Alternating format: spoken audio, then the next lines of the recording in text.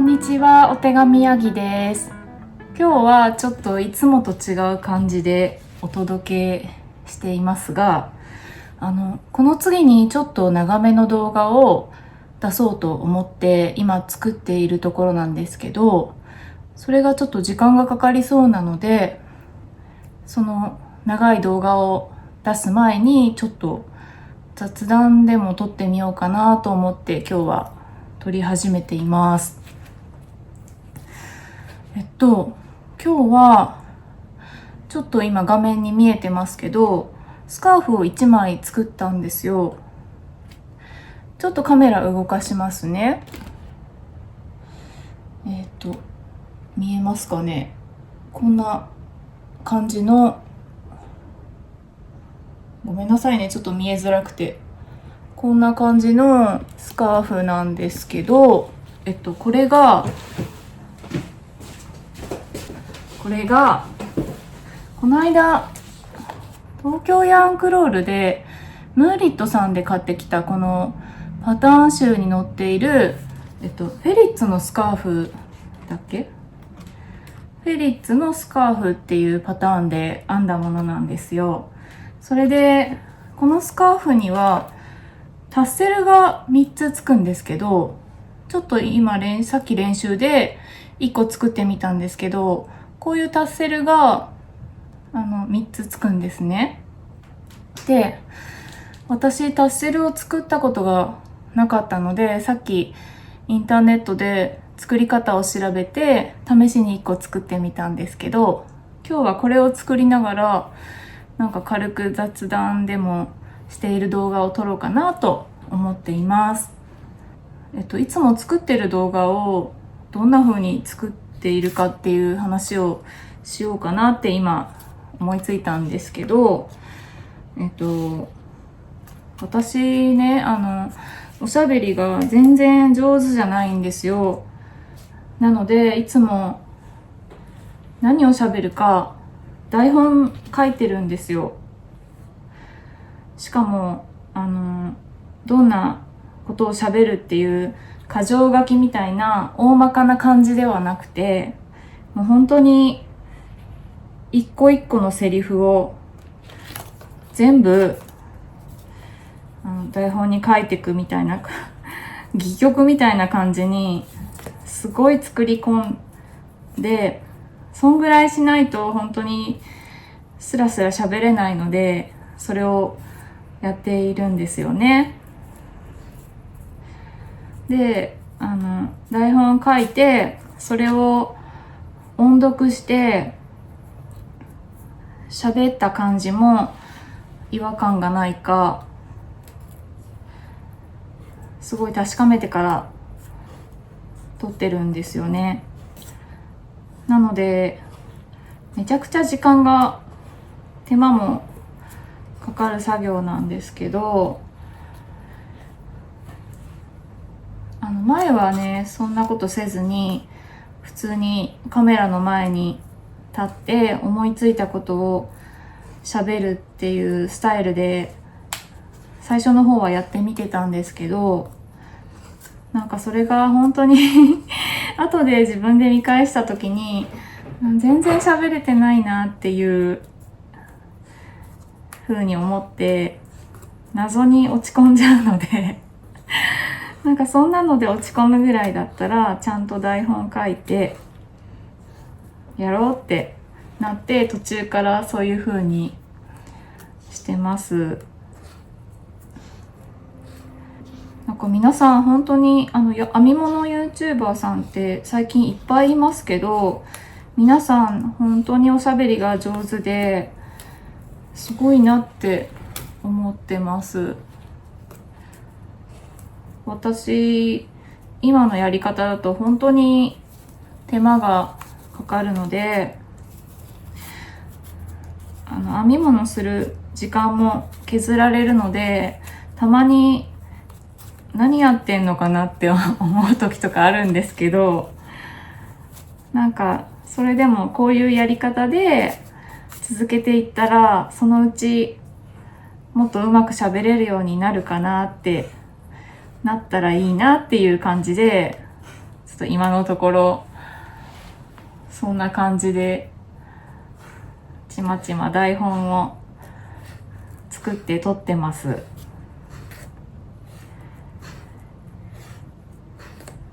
多分私と同じようにある程度台本みたいなものを作って喋ってる方も中にはいらっしゃるんじゃないかなって思うんですけど、たまに見てて、あ、この人ってそうなのかなっていう感じの方を見つけたりすると、すごい親近感が湧いて応援したくなっちゃうんですけど、皆さんどういう感じで作ってんのかな。やっぱさーっと見た感じだとみんなアドリブで喋ってそうですよね。本当にすごいなって思います。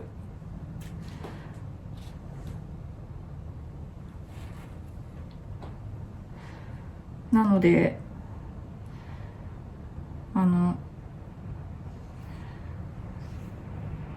よく見ると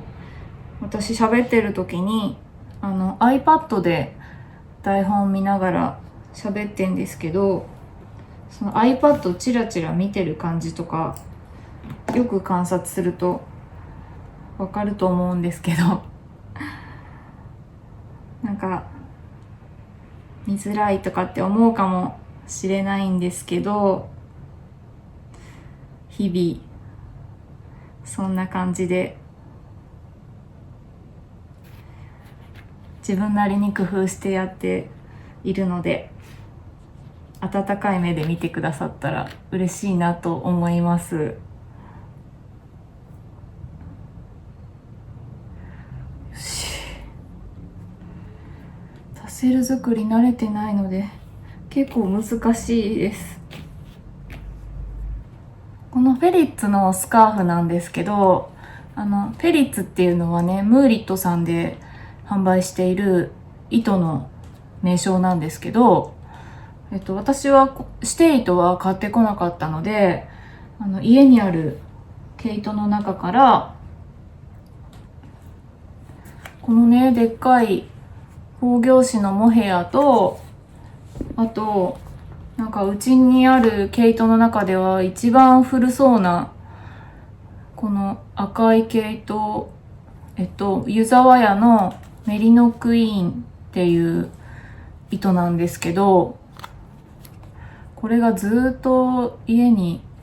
使い道が定まらずに、多分20年ぐらい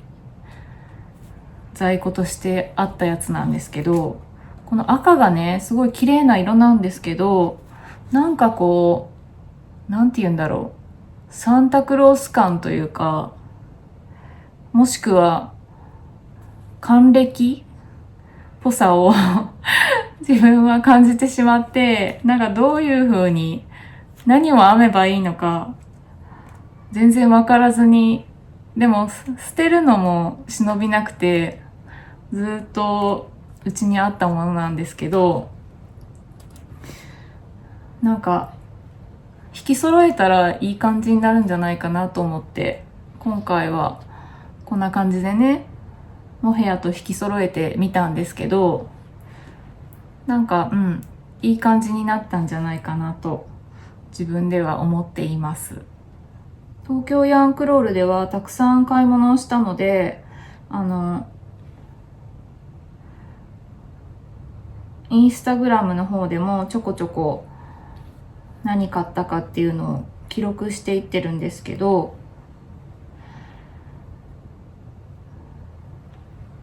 そのしばらくは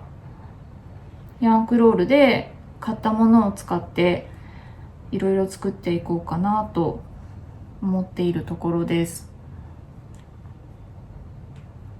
はしごショッピングでお店を回った順番通りに何かしらそのお店のものを使っていこうかなって思っているんですけど、まずは一番最初に行ったムーリットさんのパターンブックを使ってスカーフを編みました。あんまり私普段巻物を使わないので、ショールとかスカーフとかそんなに編んでこなかったんですけど、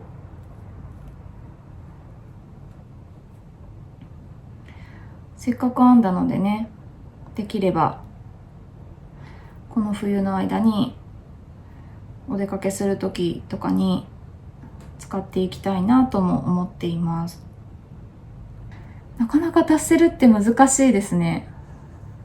なんかこの結んだところのこの頭の部分がなかなか綺麗にできないですね。むずい。よし。で、さっき見たチュートリアル動画では、巻き終わったら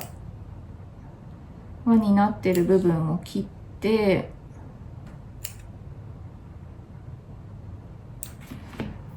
で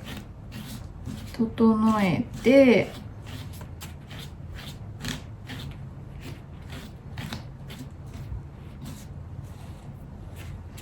でこういう紙に巻くんですよ、一度。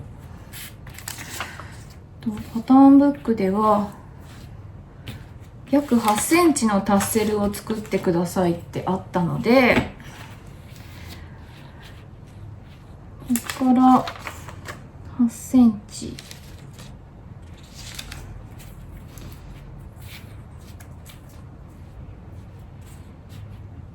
がこのぐらいですね。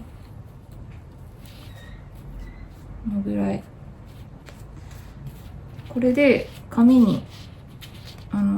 房の部分がまっすぐになるようにするために紙で巻いて、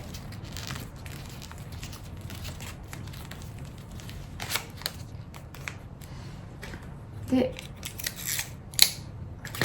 テープで留めたら、この端の部分をきれいにカットするというやり方になっていました。なっていたんですけど、こんな感じに。でも結構綺麗にできてますかね。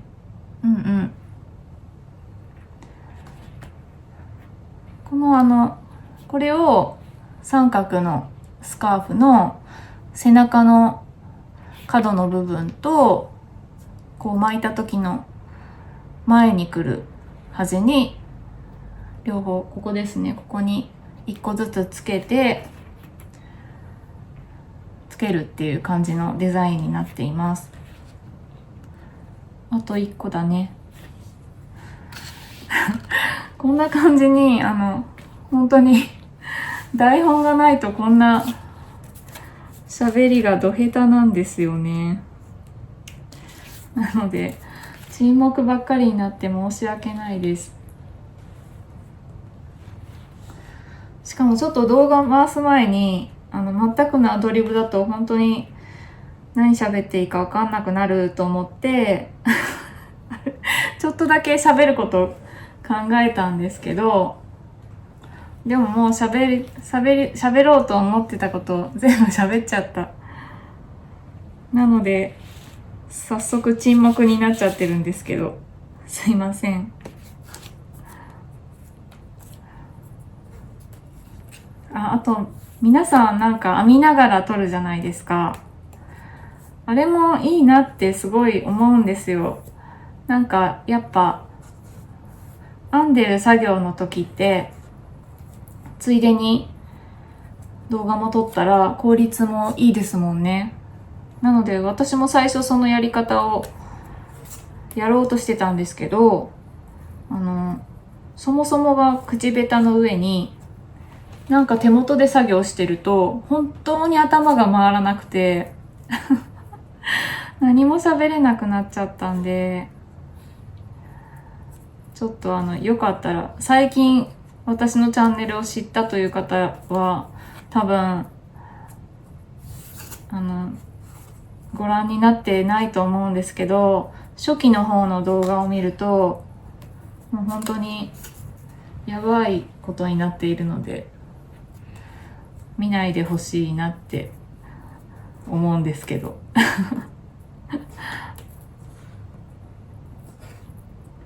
なので皆さんライブとかもすごいやってらっしゃって楽しそうって思うんですけど、私には絶対できないと思っています。今のところもうちょっとおしゃべりが上達したらいつかはライブもやりたいなとかは思うんですけどね。それでいろいろなんかプランも立ててみたりはしたんですけど、まだ実現には至ってないという感じです。少し前に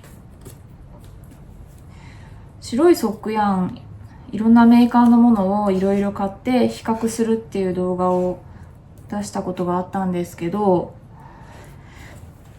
その時に編み地でも比較してほしいっていうお声をいただいていたので、なんかその編み地で比較するためのスワッチを編んでる時にライブとかできたらいいかななんてことも考えたりはしてるんですけど、なかなか勇気が出ずっていう感じになっています。これ結構沈黙の時間長いけど、どうしよう。できるだけ編集しないで今回は出そうって思ってたんですけど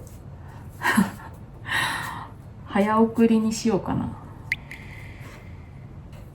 このぐらいかな。よし。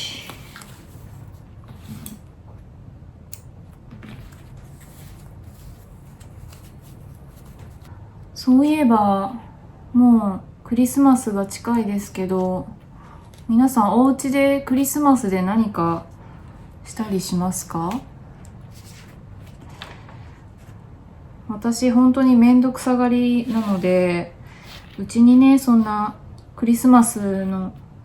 何かをやって喜ぶような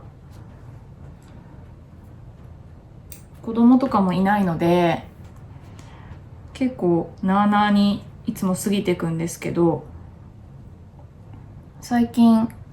なんだっけ、シュトーレンか、クリスマスの伝統のお菓子を楽しんでる人をなんかいろんなところで見かけていいなと思ってるんですが、私も特に何もしない中で唯一毎年楽しみにしているものがあって、そのシュトーレンもそうなんですけど、もう一個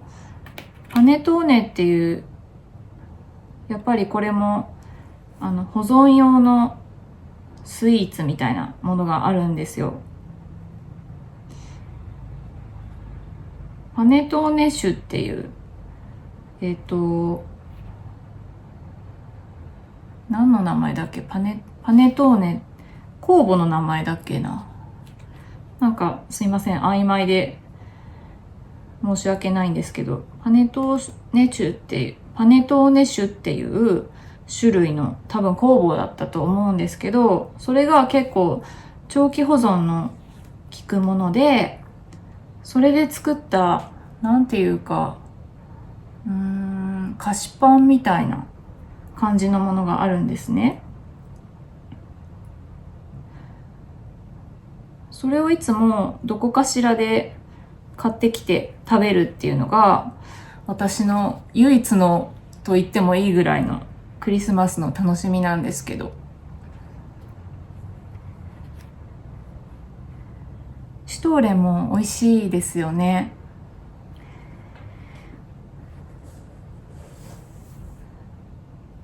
私も今年シュトーレン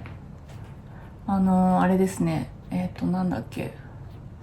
ラスクの有名な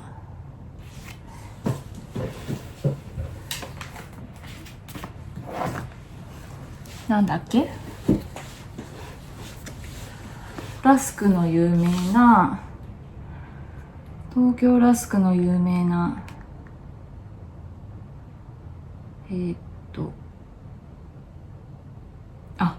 ガトーフェスタ原田か。ガトーフェスタ原田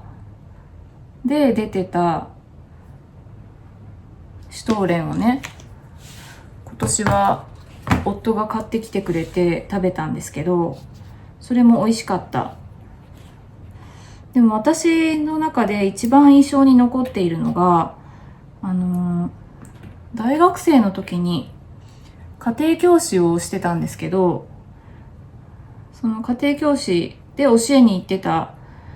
お家で、お母さんが手作りしたシュトーレンがね、すっごい美味しかったっていう記憶が鮮明に残っていて、私がシュトーレンを知ったのは、その出来事が初めてでしたね。なんで、それ以来、やっぱ私もクリスマスの時期になると、シュトーレン売ってるとあって思って見ちゃうんですけど、なんか当たり外れがあるってね、おっしゃってる方も見かけたんですけど、なんか私はシュトーレンに対してそんなに好き嫌いがないのか、どれ食べても結構美味しいなっていう感じです。パネトーネもそうなんですよね。パネトーネはコモパンっていう長期保存が効くパンを主に作ってるメーカーさんがあるんですけど、失敗してる。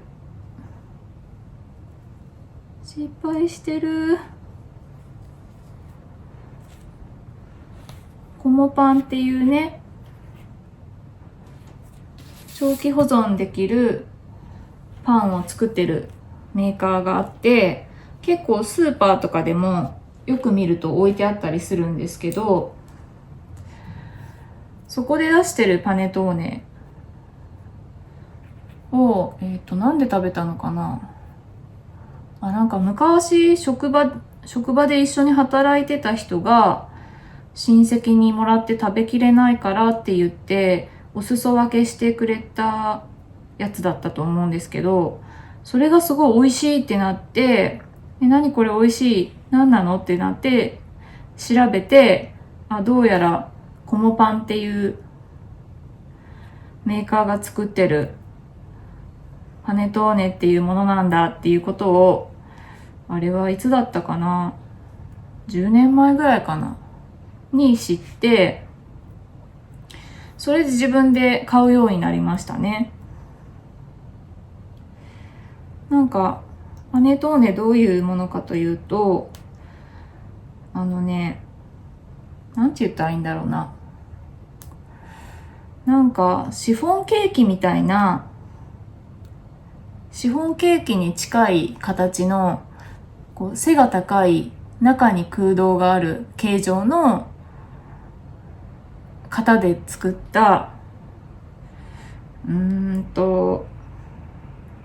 ケーキ、パウンドケーキみたいな感じかなのやつで、中にいろいろドライフルーツが入ってたりするやつなんですけど、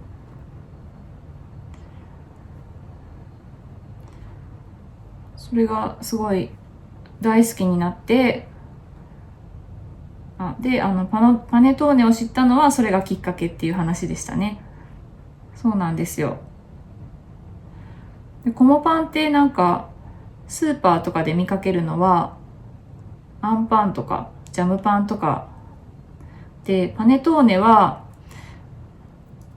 予約しないと買えない、切れちゃった。予約しないと買えないものなんですけど、多分他のところでも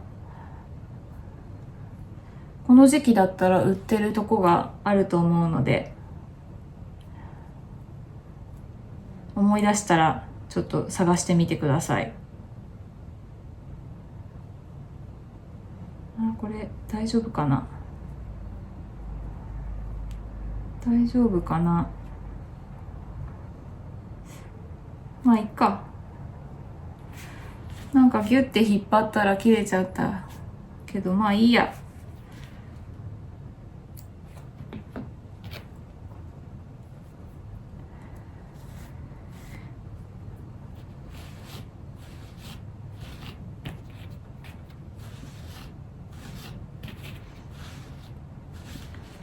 そんな感じですね。何がだって感じで、何がそんな感じなのかわかんないけど、そんな感じです。食べ物のクリスマスの思い出といえばそういう感じなんですけど、そういえば思い出したけど、最近は行ってないけど、私パイプオルガンが好きで、結構いろんなところでパイプオルガンの演奏会って無料でやってるんですよ。特に街の教会とかでね、小さいパイプオルガンが置いてある教会とかだと、探すと結構ね、無料のランチタイムコンサートとか30分ぐらいのでやってくれてたりするんですよ。なのでコロナ禍になる前は結構クリスマスの時期に増えるので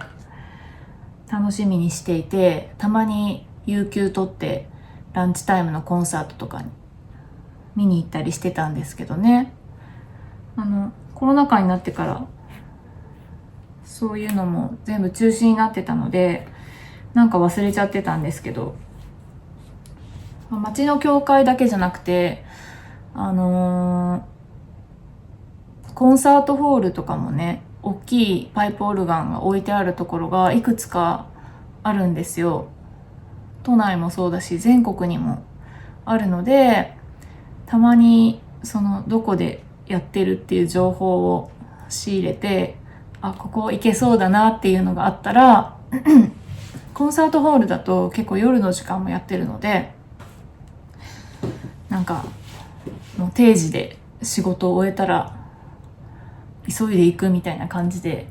聞きに行ってたりしましたね。そのコンサートホールみたいなところでやるのは結構普通の人も気軽に行けると思うんですけど、街の教会でやってるのはなかなかクリスチャンじゃないと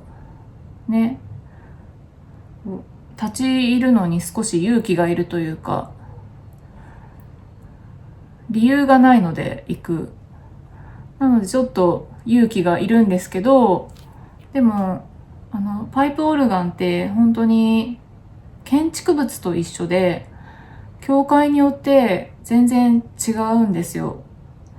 規模とか音の音色の感じとか違うので面白いので、なんかね、私はクリスチャンじゃないけどたまにそういうところに行ったりしてましたね。でなんだろうな、街のコミュニティみたいな役割も教会ってあるみたいなので、教会によっては初めて来た人は名前とか聞かれて、初めてですかみたいな感じで聞かれて、コンサートの前にミサなのかな、牧師さんのお話とか聞いた後に、今日は初めての兄弟が来てくれましたみたいな感じで紹介されたりするんですよ。で、私全然ただパイプオルガン聴きに来ただけなので、ちょっと申し訳ない気持ちになっちゃうんですけど、今日初めて来てくれた兄弟この方ですみたいな感じで紹介されてあ、どうもみたいな感じでね、そんなこともあったりしましたね。そんな変な趣味も持っているよっていう話を少し披露してみましたが、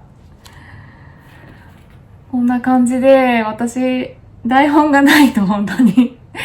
ポンコツなおしゃべりなんですけど、聞いていただいてありがとうございました。無事タッセルも3つ完成しましたので、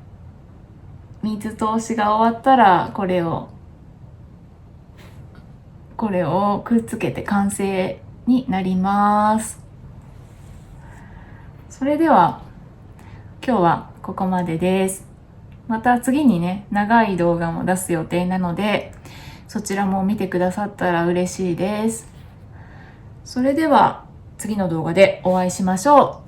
う。さようなら。